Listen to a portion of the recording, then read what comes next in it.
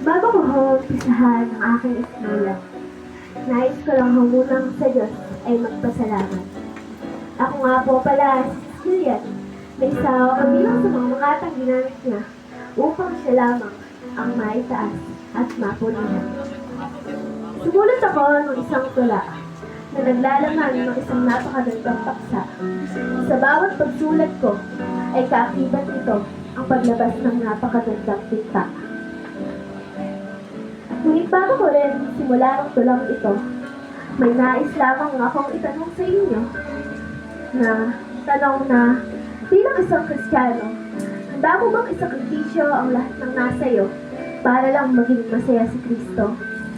O bilang isang anak ng Diyos, sinabi mo ba sa Kanya ang katagang, ikaw ay maglilingkod ng totoo?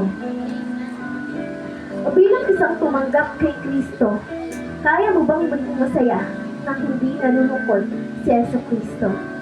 O bilang isang pinagariang Kristiyano, handa ka bang magpakapagod sa gawain ng Kristo upang maibakalat ang salita niyang kapag ikaw ay natuto, tiyak na magiging magaan ang pakiramdam mo. Kaya ang piyesang ito ay pinamagatan ko Kristiyano. Amen. Sa paglilingkod natin kay Kristo, hindi mabilang ang mga huradong mapanghusga sa lahat ng tamang ginagawa mo para kay Kristo. Hahanap sila ng butas o kamalian mo para lang sila ay may nasabi sa iyo. Karamihan sa mga taong hindi kilala si Kristo ay galit sa mga taong naglilingkod o kilala ang Diyos na si Yesu Kristo. Kahit ginagawa mo naman ang part mo, hindi pa rin sapat sa kanila ang lahat ng pinaghihirapan mo. Minsan, mapapaisip ka na lang at sasabihin, dito talaga tayo sinusubok ni Kristo, no? Dito niya tinitignan kung gaano kahaba ang pasensya mo. O kung bilang isang anak ng Diyos, ay tinitingnan niya kung hanggang saan umaabot ang pagiging mapagkumbaba mo. Dito rin tinitignan ni Kristo kung ikaw ba ay matured ng Kristiyano na kahit sa pinakailalim ng pasensya mo, ay sinusubok pa rin tayo.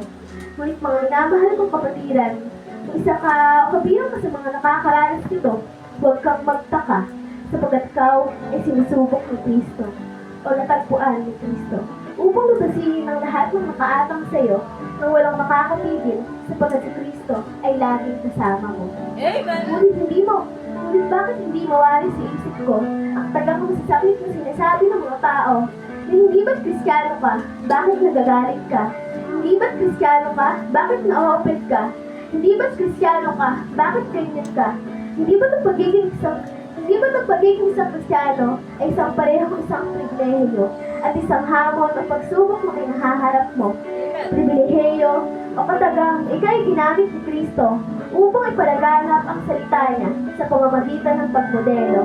Sa katangian ni Kristo na nasa iyo, pribilehiyo, ito ay dahil maaari kang maging representasyon ng Diyos dito sa mundo. Ngunit bakit kahit wala naman tayong ginagawang masama dito sa mundo, bakit parang tayo binigsakan ng napakalaking bato? Bakit meron pa rin mga taong nagpapadistract sa'yo at patuloy pa rin kumikilos para lang ikay matalo? Hanap sila ng mali mo at ikukwento.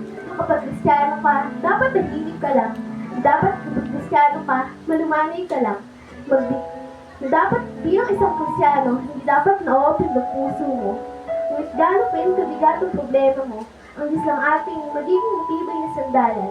On the book of Psalms 18:2, the Lord is my rock and my fortress. I may deliver and my God's strength, in whom I will trust. My black door and the horn of my salvation, and by high tower. Kung sa kabila ng lahat ng pangusga at paninira niyo, sa aming mga Kristiyano, may nais lamang akong itanong sa inyo. Tanong na, may nagawa ka na ba para kay Kristo? Amen. Alam niyo bang nasasaktin din kaming mga Kristiyano? Alam niyo bang nagagalit din kaming mga Kristiyano na kahit punong-puno na sila, ay patuloy pa rin silang nagpapakumbaba sapagkat pinapairan nila ang pagiging isang totoong Kristiyano. Kaya ang book of 1 Thessalonians 5, chapter 5, verse 22, abstain from all appearance of evil. Alam kayo ng mga taong walang sinasabi kundi ang salitang ang Diyos ay hindi totoo, na kahit kami mga Kristiyano ay napapagod din magpakabait sa inyo, na kahit minsan ay gusto namin pumatol sa inyo, kung sa pamamagitan ng biyaya at Kristo, pinipili namin maging mabuti sa mata ng Kristo, na kahit sa iba ay mali pa rin tayo. Bilang isang Kristiyano, alam mo ba ang katagang ito?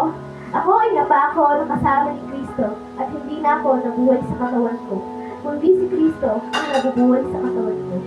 Ang buhay na kinabubuhay ko ay galing rin kay Kristo. Bilang isang Kristiyano, baka naman hindi mo napapamuhay sa buhay mo to.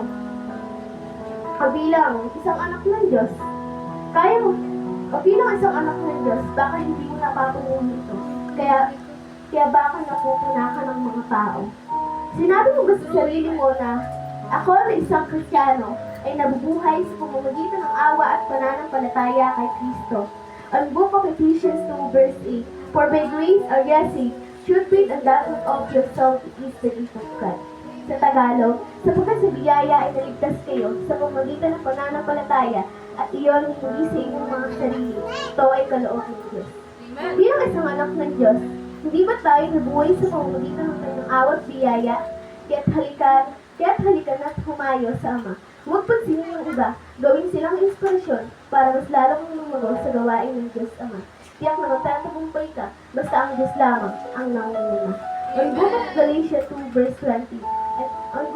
Ang Book of Galatians 2 verse 20. Ang ating laman ay maaaring minsan ay mabibigo, ngunit ang ating Diyos ay hindi kailanman magbibigo sa atin. Sa aking mga kapwa Kristiyano, huwag mawawala ng pag-asa sa kung ano ang sasabihin ng tao sa iyo. Pagpatuloy lang ang pakikipaglaban ng magandang laban ng pananampalataya mo. At kapag nabigo ka, bumangon ka lang at patuloy na tuparin ang pangako ng Diyos patungkol sa iyo. Tayo tumutok lang sa plano ng Diyos at huwag sa mga naging kabiguan mo. Muli ako nga po pala si Cecilian, na ginamit ng Panginoon upang tumayo sa inyong harapan at igawan ng kanyang talentong ibigay. That's all. Amen. So, nawa